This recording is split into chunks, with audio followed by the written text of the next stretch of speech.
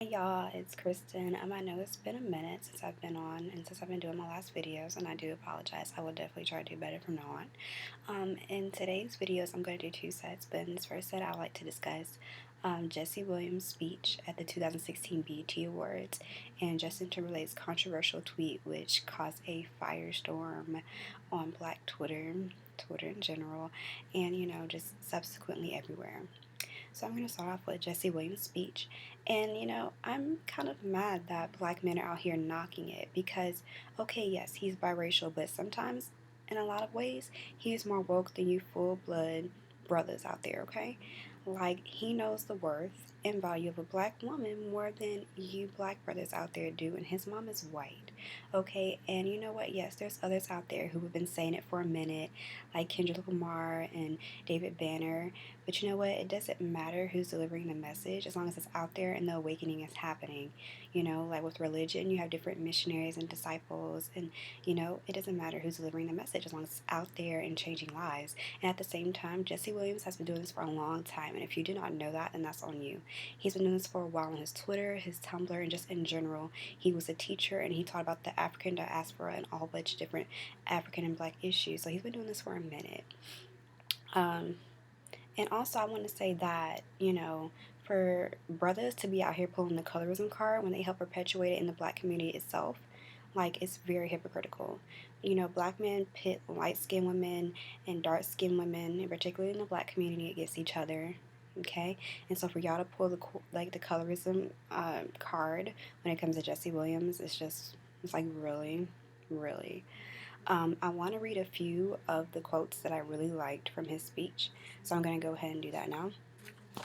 Um, now, this is also in particular for the black women, in particular who have spent their lifetimes dedicated to nurturing everyone before themselves. We can and will do better for you. Yesterday would have been young Tamir Rice's 14th birthday, so I don't want to hear any more about how much we've accomplished and how far we've come. When paid public servants could pull a drive-by on a 12-year-old boy playing alone in broad daylight, killing him on television, and then going home to make himself a sandwich. Tell Rakia Boyd how much better it is to live in 2012 than it is to live in 1612 or 1712. Tell that to Eric Garner. Tell that to Sandra Bland. Tell that to Dorian Hunt. And speaking of how much better it is and how far we've come, when you think about the 13th Amendment, it did not exactly abolish slavery like people want to say.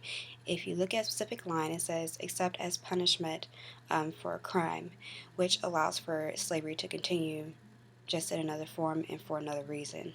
That's it. And when you think about how large the prison system is, and I'm not going to get into the prison industrial complex today, but if you think about how large it is and how we imprison the most people in the world, and how it's mostly black and brown bodies, like you see, like it's just another form, especially when black bodies make up the highest count, you know. So I just want to talk about that.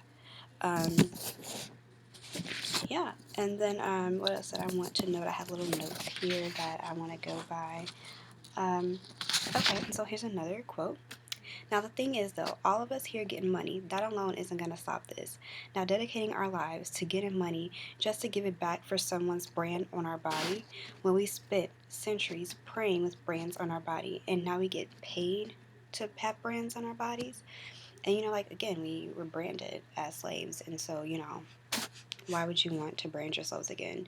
And then when you claim that you're woke and you're this, that, and the third, but you're over here flexing with your expensive designer brands, like that really makes you, like that's really saying something about who you are and your status in society. Like that's just really sad.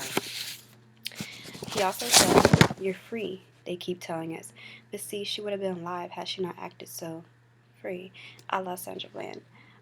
The freedom of the brutalized is not to comfort the bystander. That's not our job. Major key.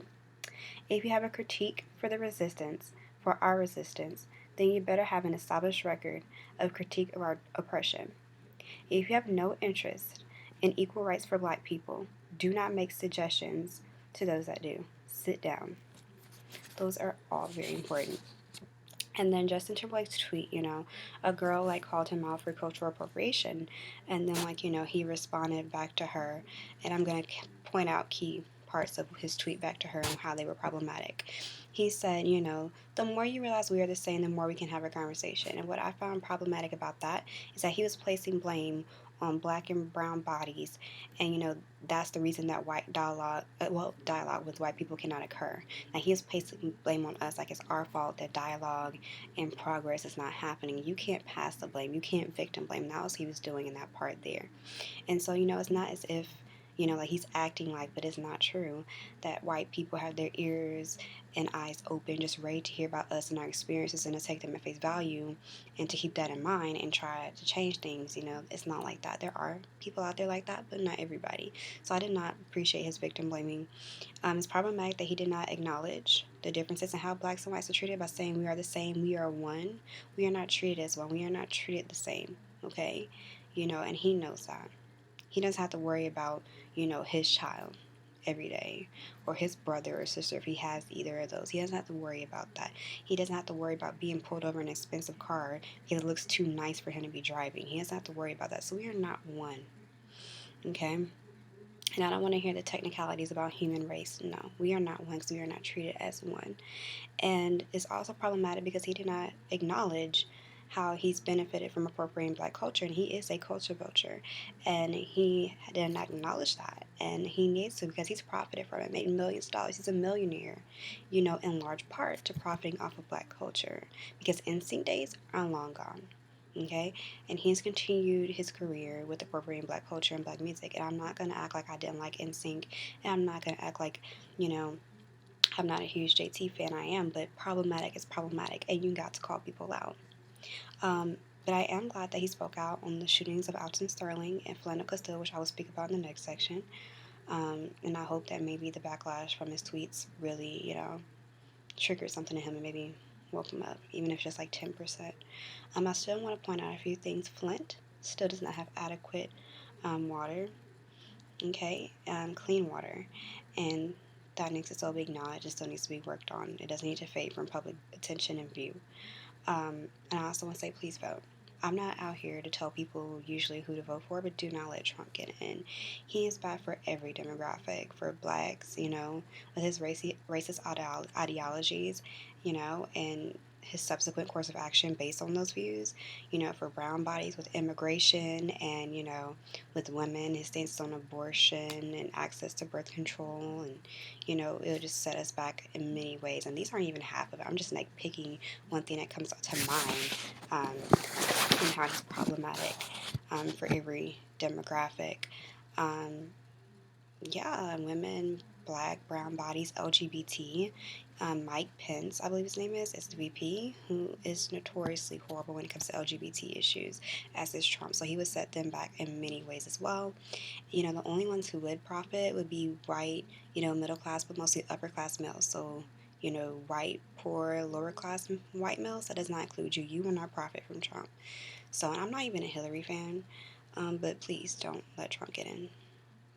Please. And don't vote third party because it's going to split the votes and give him a chance to gain some of those votes and possibly win, and it'll take away from Hillary, even though, again, I'm not really a huge fan of hers, but she's a better option. So please don't let Trump get in, people, please.